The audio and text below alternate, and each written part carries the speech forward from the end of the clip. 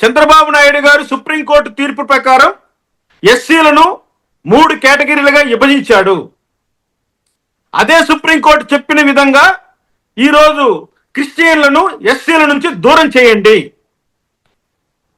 మీ చిత్తశుద్ధిని మీరు నిరూపించుకోండి అనే మేము చంద్రబాబు నాయుడు గారికి విజ్ఞప్తి చేస్తున్నాం.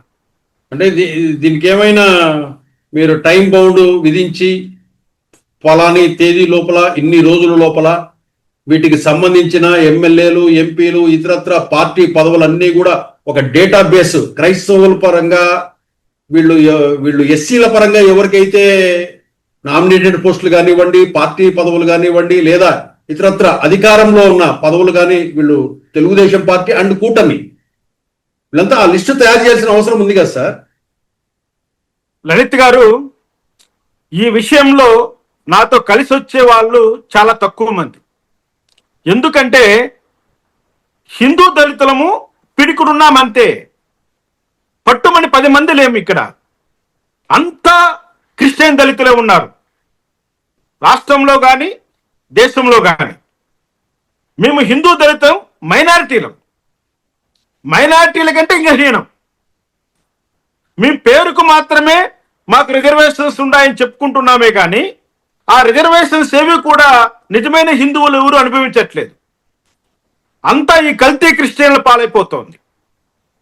కాబట్టి వాళ్ళు ఆర్థికంగా బాగున్నారు, చదువులోనూ బాగున్నారు, రాజకీయాల్లోనూ బాగున్నారు, అన్ని రకాలుగా వాళ్ళు అగ్రవర్ణాల స్థాయికి చేరిపోయారు క్రిస్టియన్స్. ఇంకా అణగారిపోయి ఇంకా డిప్రెషన్ క్లాసెస్గా అనేకమైనటువంటి సమస్యలు ఎదుర్కొంటున్నటువంటి వాళ్ళము హిందూ దళితులం. కాబట్టి హిందూ దళితులకు మేలు చేయాలని ఇన్ని రోజుల తర్వాత ఒక ఎస్సీ ఎస్టీ అట్రాసిటీస్ యాక్ట్ విషయంలో అది ఎవరికి మేలు చేయడానికి ఆ తీర్పు ఇచ్చారో ఏమో కానీ ఇప్పుడు మాకైతే న్యాయం చేయండి అని అడగడానికి మాకు ఒక అవకాశం అనేది సుప్రీంకోర్టు వాళ్ళు కల్పించారు. కాబట్టి రాష్ట్ర వ్యాప్తంగా మేము ఆల్రెడీ డేటా సేకరించి ఉన్నాం.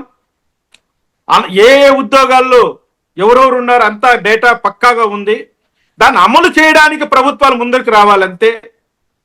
ఆ సందర్భంగా మేము రాష్ట్ర వ్యాప్తంగా పాదయాత్ర మొదలుపెట్టి పాదయాత్ర చేసి ప్రతి నియోజకవర్గంలోనూ ఈ యొక్క డేటా కలెక్ట్ చేసి మేము సీఎం గారికి, గవర్నర్ గారికి, రాష్ట్రపతికి మేము ఆ యొక్క డేటా ఇచ్చి మా హిందూ దళితులకు న్యాయం చేయమని కోరతాం. అవసరం వస్తే న్యాయ పోరాటం చేయడానికి కూడా సిద్ధంగా ఉన్నాం.